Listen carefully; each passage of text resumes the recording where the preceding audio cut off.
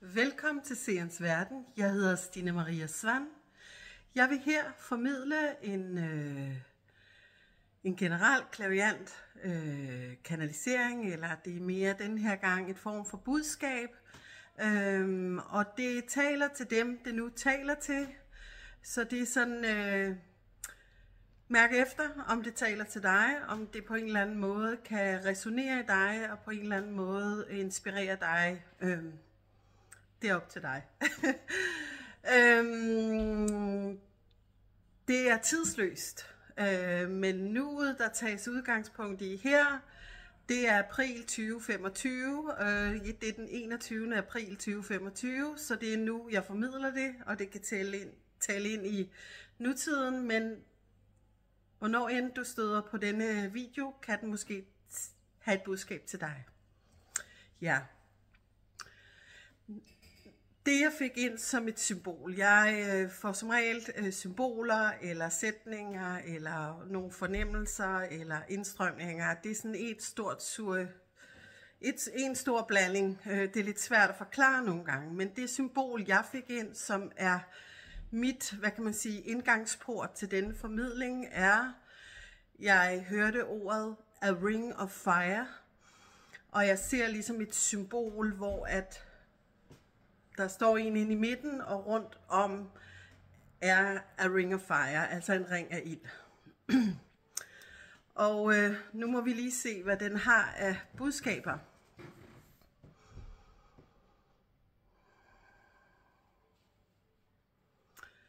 Den taler til nogen her, som ligesom kan genkende noget af det her. Jeg skal lige sige, du skal ikke få det til at passe på dig. Mærk efter. Men det taler ind til her nogen, som måske har oplevet eller oplever, det kan være et form for livstema, det kan også være noget, der har været måske ekstra præsent her den sidste tid, måske i 2025, men det kan tale lidt ind i, altså det, hvornår du end ser det. Men det behøver ikke at være lige nu, men noget, der alligevel popper op som relevant nu. Mærk efter på det. Det symbolet fortæller mig, det er en form for, jeg ser ligesom vedkommende stå inde i midten, en form for isolation, og det behøver ikke at være helt firkantet, at du føler dig isoleret fra andre mennesker.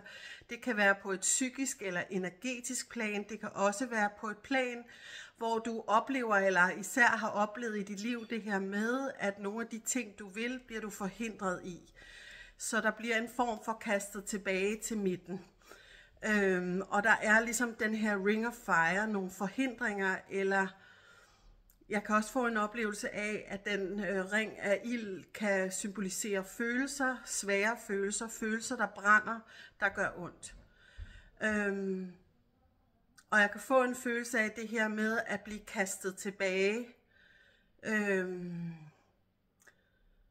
til centrum, og deri for nogen også en form for isolation, en oplevelse eller en følelse af isolation, eller en følelse af magtesløshed, en følelse af, at lige meget hvilken retning jeg går i, fordi det går hele vejen, så brænder jeg mig, så gør det ondt. Der kan også være til nogen her som oplevelser, fordi det er ofte det, når vi har brændt os, enten en form for sorg, kedattighed, at så vil vi gerne undgå at blive brændt igen, eller lidelsen. Så den her af, at den her comfort zone inde i midten, af at vi ubevidst eller bevidst holder os selv fast i nogle rammer, eller i en måde at være i verden på, eller nogle tankemønstre, nogle coping-strategier, i forhold til at komme til at låse os selv fast for at ekspandere. Det kan også være en perception af omverdenen, altså den her ring of fire, som måske i virkeligheden ikke behøver at være en ring af ild, som du brænder dig på, men at på baggrund af måske noget i din fortid, eller noget du ligesom ubevidst har taget med dig fra din slægt, eller dine forfædre, eller samfundet, eller din familie, eller de tidlige oplevelser tidligt i din barndom, har givet dig, det taler til nogen, givet dig en form for oplevelse af, at jeg er nødt til at have kontrol, fordi verden derude er brændende, gør ondt, er smertefuld, vil mig det ikke godt. Så det kan være enten begge dele, eller også, og ofte hænger det sammen, eller også noget med din indre perception, eller indre tilgang til verden, måske mere eller mindre ubevidst. For eksempel hvis du kan genkende det her med enten ofte at søge tryghed eller comfort zone, eller især har behov for en form for kontrol. Det kan måske også være en form for at opleve at føle sig begrænset i livet, eller komme til at begrænse dig selv, eller ikke helt have de muligheder, som du drømmer om. Hvis du kan genkende. Og det kan også være det her med virkelig at have oplevet at have slået sig eller brændt sig i livet. En form for kedsomhed eller sorg, eller når jeg går ud i verden, så bliver jeg kastet tilbage i en eller anden forstand. Prøv at mærke efter, hvordan det resonerer i dig. Og det kan også være en følelse, både sådan helt reelt, en følelse af isolation, ikke at blive forstået, ikke at blive mødt, blive misforstået. Det kan også være sådan, at må tilpasse sig andre for ikke at blive brændt. Så der er noget her, hvor du negligerer nogle dele af dig selv. Det her, det kan være noget af det. Jeg prøver ligesom at brede det ud her, som jeg får det inspiration til i forhold til, hvordan det kan tale ind. Fordi nogle gange så er det samme grundkerne, men det har nogle forskellige udtryk eller måder at manifestere sig på hos den enkelte. Men grundtemaet er nogenlunde det samme.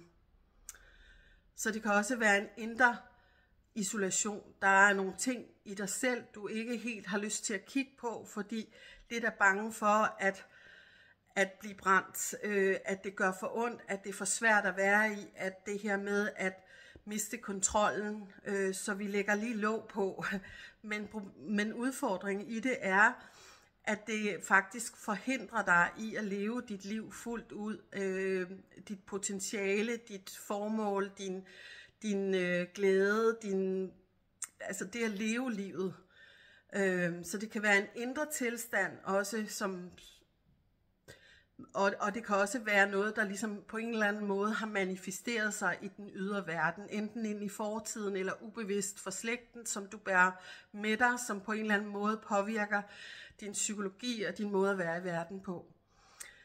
Og måske særligt præsent lige nu, når du ser den her video, eller i hvert fald får jeg ind sådan en oplevelse af, at der er noget her for, at du ligesom kan ekspandere og komme ud på den anden side af den her ring of fire, være mere fri og have flere tangenter at spille på og gøre noget af det, du vil. For jeg får også her nu lidt en kvalme i min halschakret. Det her med at kunne sætte sin vilje igennem, udtrykke sig frit, skabe. Det er også herfra, vi skaber. Vi sætter vores vilje igennem i kontakt med det højere, vores højere selv, eller vores intuitioner, og også ned med hjertet, og med følelserne, og helt ned i fysisk form her.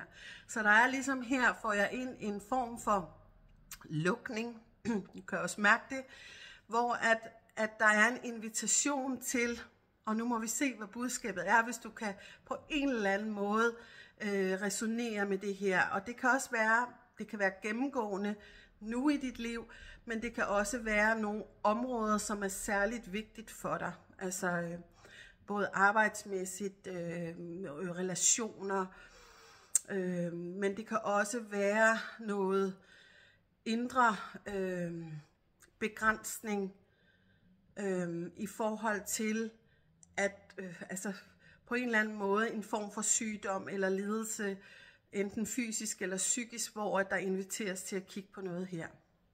Ja. Hvad skal jeg sige omkring det, hvis du kan...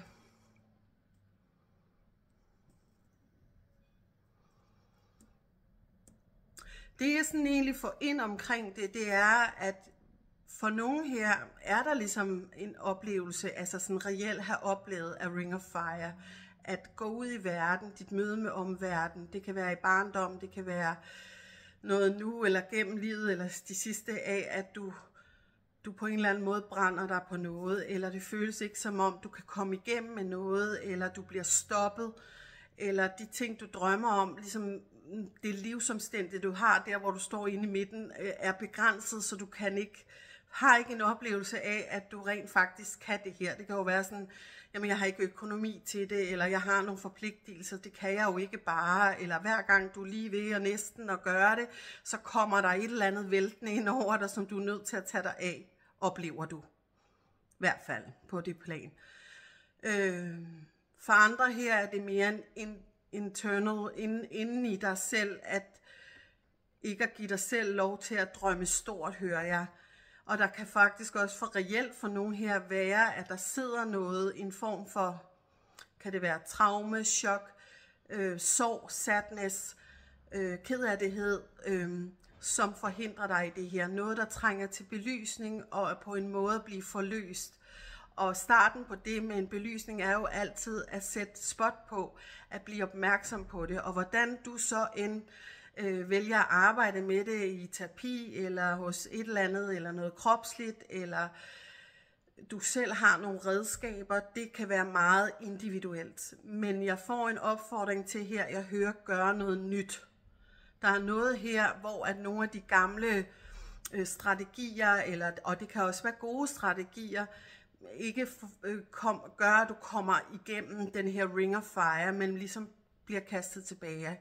Så for nogen her får jeg en oplevelse af lige at stå inde i midten af the ring of fire, træk vejret dybt, og lige være med dig selv i det. Og jeg får sådan en oplevelse af at skabe plads inde i dig selv, ligesom tage nogle gardiner til side, og træk vejret dybt og slå rødder ned i jorden.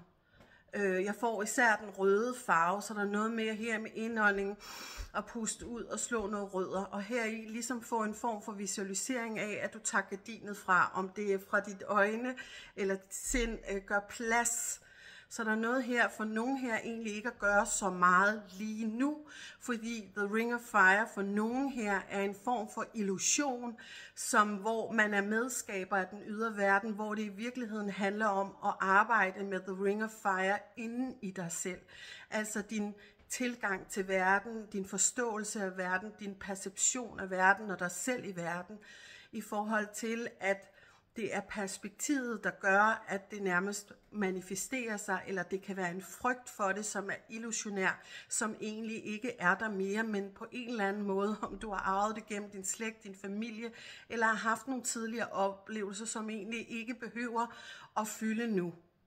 Så der kan være plads til egentlig en indre bearbejdning, og så er det ligesom om, jeg ser The Ring of Fire, det forsvinder, fordi det er et billede, et indtryk af verden. Jeg håber, det giver mening. Og for nogle andre her får jeg en oplevelse af at handle også. Og det kan også være dig, der sidder i midten og trækker vejret. Det er jo ikke fordi, at du bare skal sidde. Altså, der kan godt være et indre arbejde, hvor du tager nogle tiltag, nogle handlinger i forhold til dig selv. Men jeg får her for nogle andre, er det ligesom at gøre det, at konfrontere den ring of fire, altså ved handling. Jeg får sådan en oplevelse af det her med at lukke sig om sig selv, eller føle sig lukket, eller egentlig have lyst til nogle ting, men kan ikke se ud over den ring of fire. Hvordan skal det dog blive til noget? Du får ikke lige visionerne om en handleplan, og så når du i mål. Så derfor så kan tolkningen af The Ring of Fire være, at jeg kan jo ikke se det, derfor er det der ikke. Og der får jeg en oplevelse af, at egentlig at begynde at tage skridtene.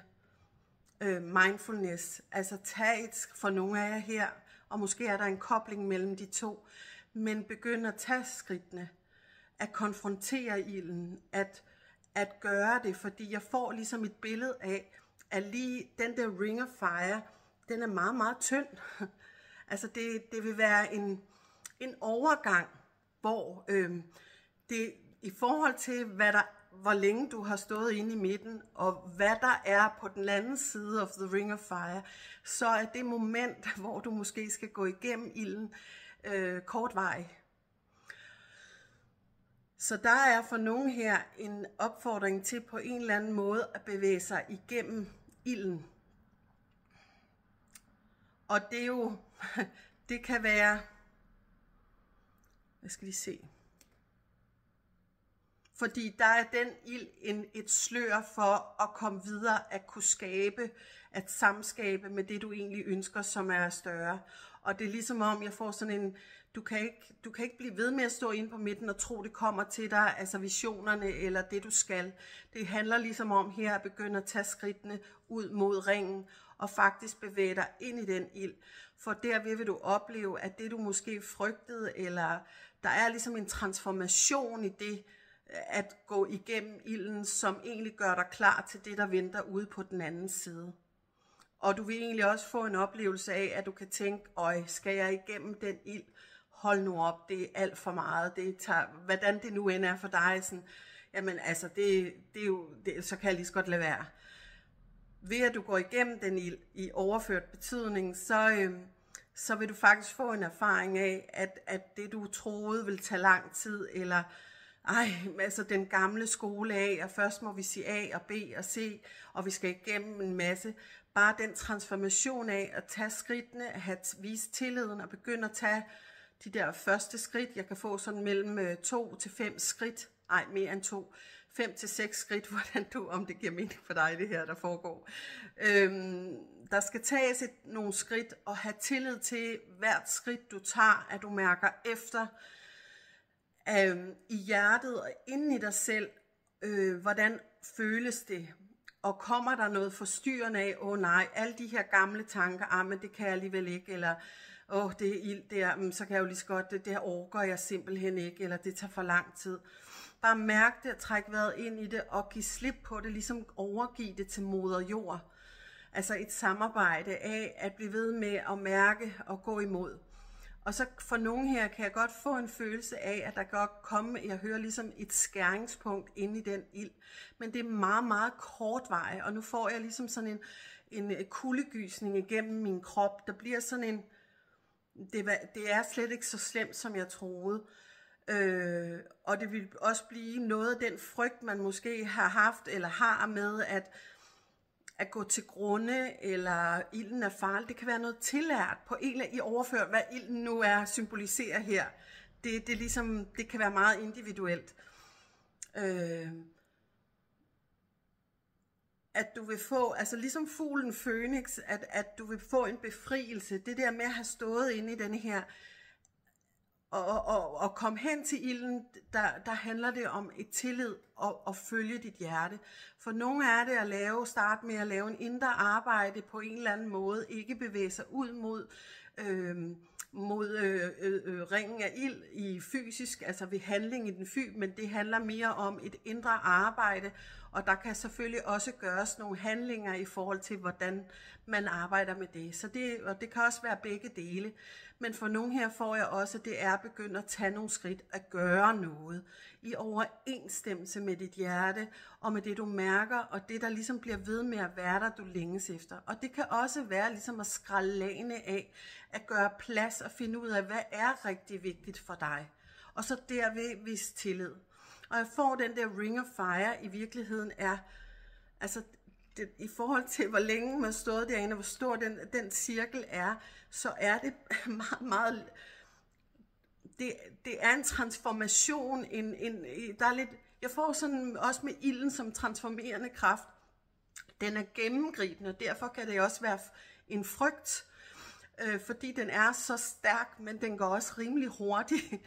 Så det er også noget med, at jeg får sådan en følelse af en lethed, når man kommer ud på den anden side, og sådan, var det, det var ikke super fedt lige at være i momentet, og måske egentlig det værste af det hele var skridtene op til at træde ind i ilden. Men selve ilden var en åbning, der hvor der blev taget nogle ting fra, så du kan træde ud i verden, og herved begynder tingene at vise sig for dig. Det du sådan rent sådan bliver mere, hvad kan man sige, konkret i den fysiske 3D-verden. Men indtil ligesom skridtene hen til ilden og bevæge sig ind i ilden, så er det mere sådan sansninger og fornemmelser. Det er her, hvor der opfordres til at lytte til den her indre stemme, eller altså det du lægger omslaget på et bog, synkroniteter, ser du et kraftdyr, eller ser du et dyr. Altså det handler mere om subtile sansninger, som leder dig på vej. Og hele tiden, hvordan om du mærker din mavefornemmelse, eller du mærker det i hjertet, men du kan ikke tænke dig til det. Du kan ikke tænke dig til det, fordi det er netop det, der er udfordringen, når du står inde i cirklen, at det her kan ikke bygges på tidligere erfaringer af mestringsstrategier eller oplevelser. Det er ligesom at bruge nogle andre, et andet form for kompas i livet. Jeg håber, det giver mening. Og der fik jeg ind især forbindelsen med moder jord, åndedræt, træk vejret ind, og ligesom lad jorden holde dig og bære dig frem. Ja. Jeg håber, det giver mening. Det var egentlig det. Jeg vil forsøge at gøre det lidt kort. Jeg har det jo med at lave lange videoer. Så det var sådan en lille, og det er jo også det her er. Det kan jo ikke stå i stedet for personlig session, en-til-en vejledninger, og hverken hos mig eller hos nogle andre. Det er mere en inspiration. Ja. Jeg trækker lige et kort til sidst, og måden jeg forholder mig til kort på, det er mere hvad det siger mig. Ikke hvis du kender kortene, så kan det være at du lægger en bestemt betydning i kortene, men det er egentlig sådan som det taler til mig lige nu, eller det er som det taler til mig lige nu, som jeg så oversætter. Okay? Og måske viser jeg bare kortet, eller måske kommer jeg lige med et par ord, det ved jeg ikke, det må vi se. Jeg trækker lige kortet til dig, der føler, at indtil nu det har haft en form for interesse, resonans, inspiration, noget at reflektere over. Og det kan være, at det er en krølle eller noget, der mangler, i og med, at jeg forsøger at gøre min videokanalisering af kortet. Jeg skal lige have fokus her, kan jeg mærke. Jeg beder om, at det til det højeste, bedste kort. Du kan også godt, hvis det er, at du har de her kort på en eller anden måde, gå dybere i det selv. Men lige nu er det, som jeg får det ind, tror jeg. Nu ser jeg på det. Jeg trak nummer 21. Embrace.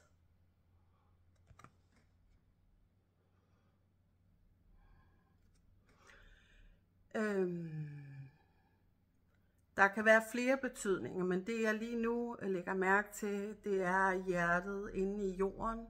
Der var noget her, som for jer, der stod inde i midten, og lige at forbinde jer med jorden. Jordens intelligens, den støtter dig, vejleder dig, støtter dig på vejen i forhold til at træde ud af det her mønster, om det er et psykologisk mønster, energetisk mønster, om det er noget, som du oplever i den ydre verden også, som ligesom gør, at du ikke kan se længere frem end the ring of fire, eller at din perception eller din forståelse, du kan have nogle gamle overbevisninger. I den proces med at begynde at tage skridtene, uden at kunne se, hvad der er på den anden side of the ring of fire, der er det ligesom en vejledning til at kontakte jorden, af jordforbindelse, fordi det er en del af dit kompas til at tage de her skridt, hvor du er nødt til at lytte på en anden måde. Og det var også det her med, at i det fysiske kan du få nogle tegn omkring dig, hvor at du måske ikke får det hele at vide, men du får kun noget at vide, og at have tilliden og tage skridtene. Ja? Og der fik også det her med det indre kompas med hjertet, at det ikke bare handler om at følge sit hoved, men at lytte til dit hjerte, og måske også solar plexus. Og det er en bekræftelse af det her, kortet embrace, altså at gribe livet, at favne livet, at favne dig selv og tro på. Det kan også være nogen her, som har mistet tilliden, måske har oplevet gentagne gange at blive sat tilbage, eller altså det kan jo være alt muligt, karriere, relationer, parforhold, livsomstændigheder, økonomi, at der er ligesom om, det skaber den her ring of fire, enten inde i dig selv, eller omkring dig, eller begge dele.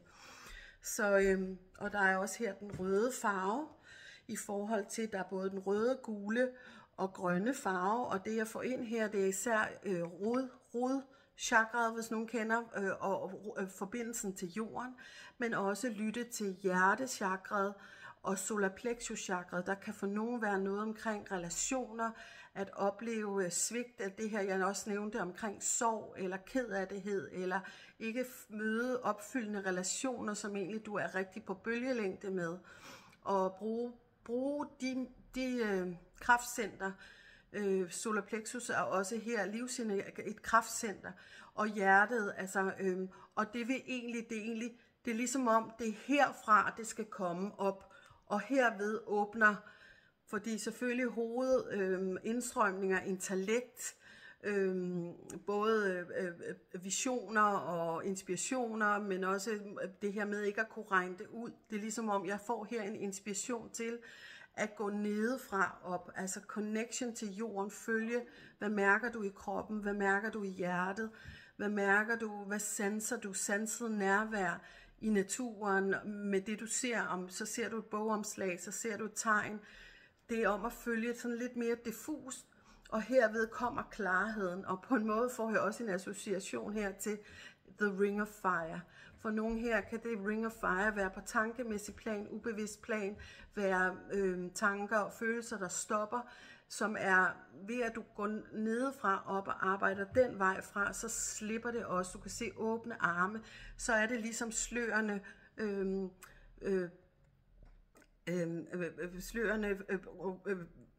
åbner sig, så du kan se, hvad der ligger på den anden side. Men det er ligesom om, der er en periode her, hvor det egentlig handler mere om at vise tillid og bruge noget andet i dig til at gå frem, hvor man måske har lært at gøre på en anden måde, og først må man sige A eller B, og så skal man lægge en plan, og hvad er næste skridt. Men det er ligesom om her, det er ligesom, planen ser anderledes ud. Det er ikke muligt for at skabe det nye for. Altså jo, du kan godt lave en plan inden for den cirkel, du står i, den comfort zone, og gå den ene og den anden vej, men det er lidt ligesom en boomerang at blive kastet tilbage, for der er ligesom nogen her, som egentlig altså bliver kaldet til noget mere og noget andet. Og jeg får også en her lige på falderebet af nogen her, som virkelig har et ønske om at støtte jorden og støtte alt det, der sker i verden nu, at hæve vibrationen og øge bevidstheden.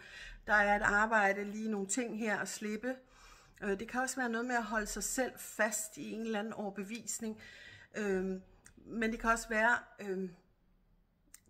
ligesom hvis du mærker et kald til at bibringe noget til verden, for at hæve vibrationen og bevidsthedsniveauet, og med alt det, vi er i nu, at arbejde en anden. Det kan være, at du har været enormt god til at få indstrømninger, være meget intuitiv, og mange idéer og visioner, og det kommer ind den vej. Men der er ligesom lidt her, der blokerer. Så det jeg i hvert fald får en invitation til, og det er jo ikke fordi det her og det her ikke skal bruges, men det er ligesom en invitation til at gå en anden vej, for ligesom at bryde den Ring of Fire, hvordan den nu end ser ud for dig, om det er et livstema, om det har været en længere periode, eller noget du står i lige nu, i forhold til det du oplever i verden, eller i dit privatliv, hvordan karriere, hvordan det nu end er, parforhold, er du blevet ved med at tiltrække det samme, eller enden.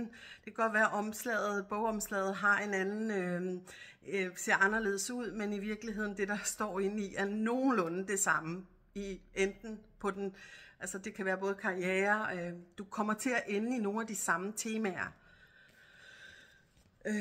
Og for nogen her er det også simpelthen at have gennemlevet, altså oplevet noget sorg, og måske også for nogen noget lidt diffus sorg, kedattighed, du ikke helt, og der er der det her med, at vi kan søge meget forståelse igennem astrologi og nomologi og kloge hoveder, og blandt andet her, og det er måske også derfor, der ikke skal sige så meget specifikt, hvad det handler om, men mere sådan tegne et billede af et budskab og en vejledning til at kunne arbejde med det, som du selv kan dykke ned i. Det var det. Tak for nu. Tag, hvad du kan bruge, og lad resten være. Det her, det er blot, som det strømmer igennem mig. Og det er som sagt tidsløst, og du må gerne komme med en kommentar, et like. Det elsker jeg. Det er en måde at mærke, få en respons på. Jeg har selvfølgelig bedt til, at det må møde dem, der kan profitere af det her, eller har brug for lige det her. Abonner på min kanal. Det er gratis, og det støtter den. Du er også velkommen til at dele det, hvis du kan synes, nogen måske kan bruge det til noget, men man kan jo ikke tvinge noget ned over hovedet på nogen. Men ja, tag hvad du kan bruge, og lad resten være. Ja, det var det. Ha' det godt.